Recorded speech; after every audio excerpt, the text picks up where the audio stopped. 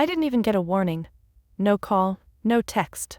Not even a passive-aggressive voicemail, just a silent, cruel surprise waiting for me after a 4-hour drive home from a weekend work retreat.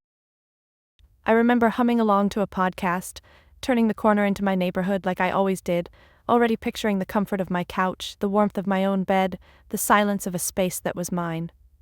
But then, as I pulled into the driveway, my heart dropped. Something was off. The front porch light was on, even though I never left it that way. The flower pots I'd arranged were gone, and the blinds in the living room window weren't just different, they were new. Then I saw it, the lock. Shiny, new, not mine. I jiggled the doorknob. Nothing. My key, trembling in my hand, refused to fit. I rang the doorbell once, then twice. The door creaked open slowly, and there he was, my dad, wearing his old golf sweater like it was still 1997. But his eyes weren't familiar. Not today. Today they were stone. Behind him, I caught a glimpse of Sandra, his second wife, perched on the armrest of my sofa like she owned the place. And next to her, resting on the table where my grandmother's vase used to sit, was a pink baby onesie. "What's going on?" I managed to ask, my voice shaking but low. Dad crossed his arms. "You weren't using the house responsibly. Sandra's daughter needs the space now. She's pregnant. You understand?" "No, I didn't. This was my house. Bought 3 years ago. On my salary, in my name. I worked double shifts, freelanced on weekends, and skipped every vacation just to save enough for that down payment. Dad helped me move in. Back then he seemed proud. But ever since he remarried, things shifted. Small digs, subtle comparisons. Questions about why I hadn't settled down yet, while Jessica, Sandra's daughter, was now the shining example of womanhood. I stared at the man who raised me, who taught me to ride a bike, fix a tire, file my taxes. "I own this house," I whispered. He shrugged. "We had to change the locks, for her safety. You've been distant." Distant? I'd just finished organizing a surprise anniversary dinner for him 2 months ago. I'd paid off half the roof repairs without asking for a dime, and I was the one who let Sandra and her daughter crash on my couch, just for a few weeks when their apartment flooded. That was 6 months ago. Now I was locked out. I wanted to scream, to cry, to burn it all down, but instead I turned around, walked back to my car, climbed in, and closed the door gently. I didn't want to give them the satisfaction of watching me break. As I sat there in the darkness, parked in front of the house I once called home, one thought kept circling my mind like a vulture. If they think they can take everything from me without a fight, they don't know me at all. Her name is Jessica. Strawberry blonde curls, big green eyes that flutter whenever she needs something. A delicate voice that always quivers at just the right moment. She was everything I wasn't. Soft, fragile, endlessly adored. When Dad married Sandra, I was 23. Jessica was 19. She walked into my life with a suitcase full of glittery clothes, fake humility, and a talent for stealing the spotlight. I tried to give her a chance. I really did. I even helped her move into the spare bedroom in Dad's house, showed her around the neighborhood, offered to lend her my old textbooks when she said she might go back to school. But it didn't take long for the comparisons to begin. "Why don't you do your makeup like Jessica? Jessica always remembers to call on Sundays. Jessica is so good with children. You were never that nurturing." And now, Jessica was pregnant. Suddenly, she wasn't just the golden girl. She was the heir to the throne. I found out about the baby through Facebook. A sonogram photo with a caption that read, "Creating life, not drama, blessed." Sandra had reposted it. Dad commented with, "So proud of you, sweetheart." I was tagged in nothing. To be fair, Jessica wasn't always outright cruel. Her worst weapon was subtlety. Passive sweetness laced with tiny stings. I remember one Thanksgiving when she told our extended family how brave I was for choosing a job over building a family. Another time, she offered to help me decorate my house, then suggested replacing every single thing I loved because it was too cold and adult. She knew how to play Dad like a violin. He didn't see manipulation. He saw vulnerability. A girl who needed protection. A girl who never had a stable home until he gave her one. Apparently, my home. I couldn't sleep the night they locked me out. I parked 2 blocks away and stared at the glowing windows of my house, watching silhouettes move in what used to be my kitchen. I saw Jessica's baby shower decorations go up 2 weeks later, pastel balloons, streamers, and a giant banner that read, "Welcome, baby B." I wasn't invited. Dad's silence was the loudest betrayal of all. He never called to explain. Never asked where I was staying. Not a single, "Are you okay?" I started crashing on a friend's couch. Rita, my college roommate. She was the only one who didn't look at me with pity or disbelief.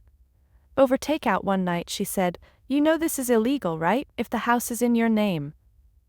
That's when something inside me shifted. Because the truth is, I didn't just buy that house to live in. I bought it to prove something. To myself, to Dad, to everyone who ever said I was too serious, too intense, not wife material. That house was my declaration of independence, my safe space, my quiet little empire. And now Jessica had turned it into her maternity kingdom, claiming it with her soft smiles and swelling belly like she'd earned it. Like I was just some bitter, exiled duchess watching from afar. But I was done watching. I started digging through my files. I found the original purchase agreement, property deed, mortgage statements, all in my name, no co-signers, no shared ownership, just me. I took pictures of everything, because Jessica may be the golden girl, but I was about to become something better, the girl they underestimated. People think revenge comes with fire, screaming matches, shattered glass, public drama, but mine came in silence. The kind of silence where you stare at a ceiling at 3 a.m., replaying every word, every decision, every look you didn't realize mattered at the time. The kind of silence that teaches you how much power exists in not reacting, yet. I lived out of a duffel bag for 2 weeks. Rita's couch became my refuge, and the corner coffee shop down the street became my war room. I sat there every day with a black notebook, 2 pens, and a growing stack of printed documents. Title deeds, tax receipts, bank transfers. I was collecting ammunition. At first I didn't know where to start. I wasn't a lawyer. I wasn't even confrontational. I was the kind of person who said sorry when someone else stepped on my foot. But then I remembered a name, Miss Porter. She'd been my mother's friend and a family lawyer before retiring early. I found her email buried in an old contact list and reached out with a simple message. "Hi, Miss Porter. I'm in a difficult situation involving my father, my home, and some unauthorized lock changes. Would you have time for coffee? I'd truly value your insight." She replied the same day, "Come by my place tomorrow, bring every document you have." That next morning, I sat in her kitchen surrounded by potted herbs and the smell of cinnamon tea as she flipped through my paperwork with quiet precision. After 20 minutes, she looked up and said, "This house is yours, no contest. What they did is called unlawful occupation. You can evict them." Just hearing that felt like air filling my lungs for the first time in weeks. Still, it wasn't just about the legal path. It was about strategy. Miss Porter told me I needed evidence. Proof that they were living there without permission, tampering with locks, claiming ownership. So I began to build my case. I reached out to the property management company that helped with my purchase. I got written confirmation of the ownership. I tracked down the locksmith they hired, and, with a little coaxing and a discreet recording app, got him to admit that my father had requested the change. No court order, no documentation, nothing. Then came the hard part, watching. I drove past the house each evening and took photos. I recorded video clips showing Jessica sunbathing in my backyard, her baby shower guests posing on my porch. At one point, I saw my dad loading my vintage record player into his car. That night I cried. Not out of weakness, out of anger, grief, violation. It's strange how people will call you selfish for enforcing boundaries they never respected to begin with. When I told Rita I was planning to file formal eviction papers, she grinned and said, "Good, let 'em choke on their entitlement." But there was still a part of me, deep buried, that hesitated. This was my dad. No matter how unfair he'd been, some tiny piece of me kept hoping he'd come around, say sorry, offer to make it right. He never did, and so I drafted the complaint. Miss Porter helped me finalize it, citing unlawful entry, unauthorized occupation, and violation of property rights. I stood in line at the courthouse with trembling fingers, but a steady heart. When I handed that stack of papers to the clerk, I wasn't just filing a legal action. I was taking my life back, one signature at a time. There's a moment, just before everything turns, when the world feels quiet. Almost too quiet. Like the air knows a secret it hasn't told you yet. That moment hit me on a Tuesday morning, 3 days after filing the eviction complaint. I was sipping bitter coffee at the courthouse cafe, waiting for Miss Porter to arrive. She was bringing over some additional paperwork for the case, a motion to expedite the hearing. The sooner I could get Jessica and my father out of my house, the better. As I waited, I opened my laptop and started combing through my email. Something caught my eye. An automatic alert from the county clerk's office.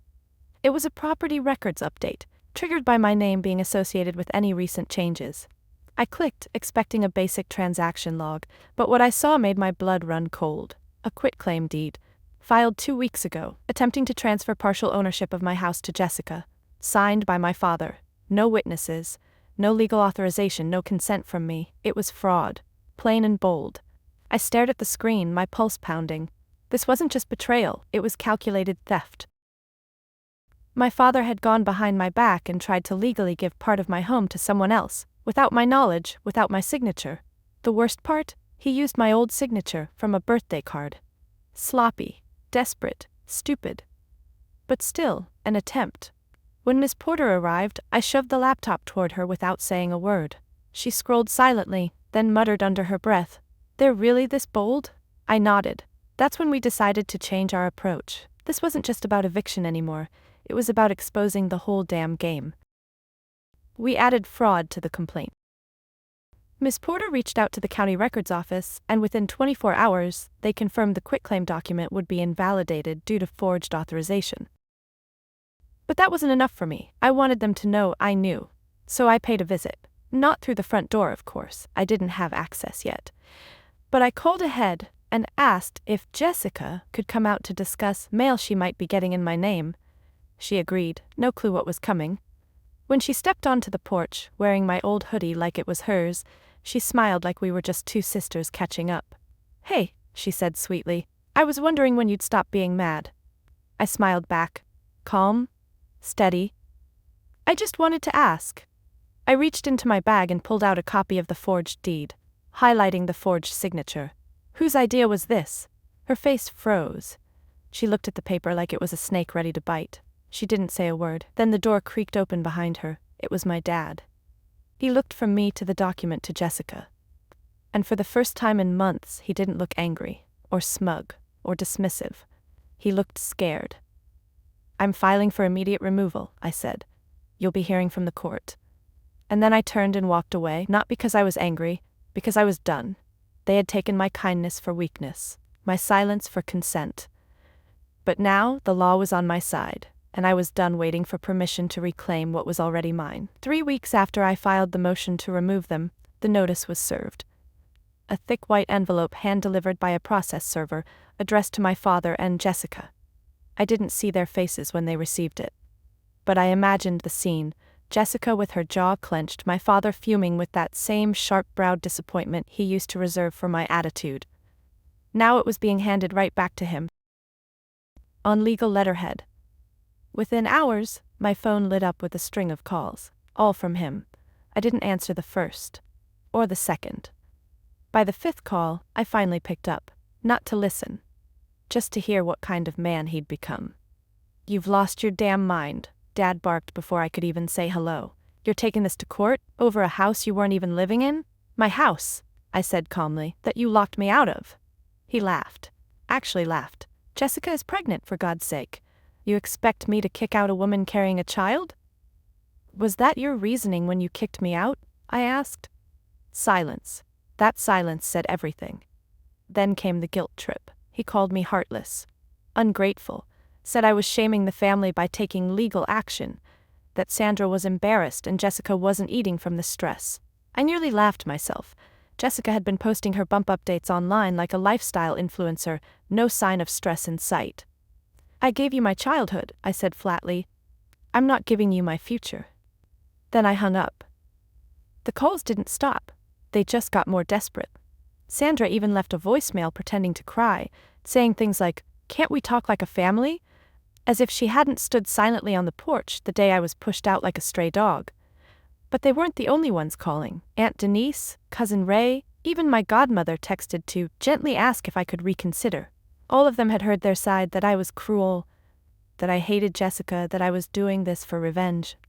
I didn't try to convince anyone. I'd wasted enough energy trying to be understood. Let them believe what they want. The truth didn't need cheerleaders. It had documentation. A week later, the first hearing was scheduled.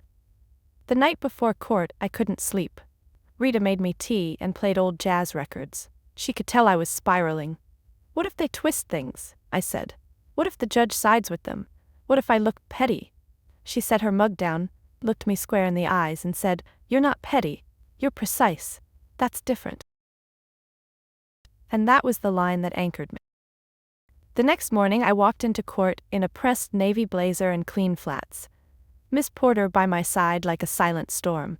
Jessica and my father showed up 20 minutes late. She wore all white. He didn't look at me. Their attorney made a last-ditch attempt to delay, citing emotional distress. But the judge had seen the paperwork, the forged deed, the locksmith statement. After an hour of review, the verdict came down. The court recognizes the plaintiff as the sole legal owner of the property in question. The current occupants are to vacate within 7 days.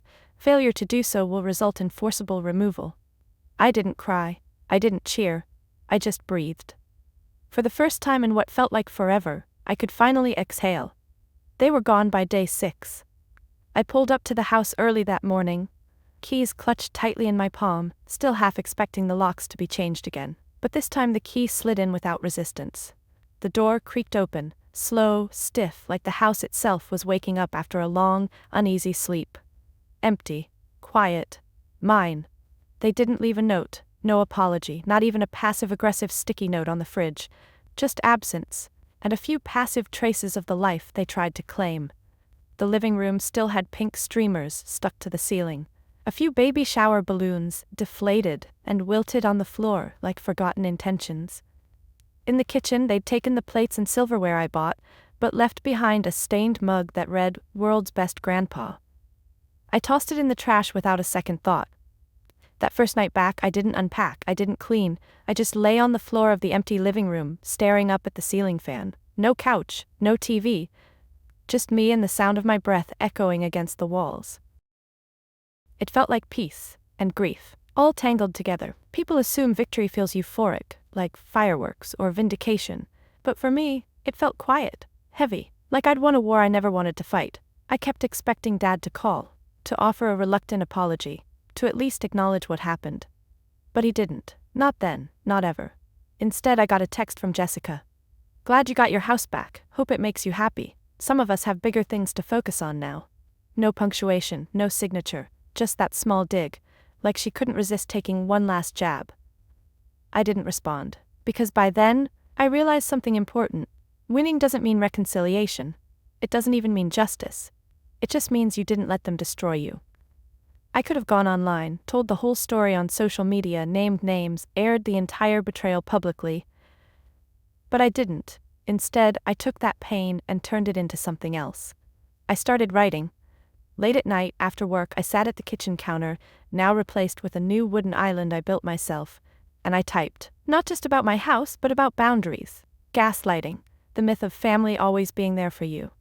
And slowly, my story found an audience. It started with one blog post, then another, then a podcast appearance, then messages, dozens, hundreds, from people, mostly women, who'd been disowned, erased, guilted, and dismissed by their own families. People who gave too much and lost everything, only to realize they were never supposed to be the sacrificial lamb. I wasn't alone anymore. One night, Rita brought over wine and takeout, and we sat on the newly furnished couch, scrolling through reader comments. She grinned. "You know what this means, right?" "What?" "You didn't just get your house back, you got your voice back." And she was right. I wasn't that girl anymore. The one afraid to speak up, afraid to offend, afraid to lose love she'd never really had. I had a home, a platform, a spine, and for the first time, I had a version of myself I was finally proud of. The sun hit different that morning.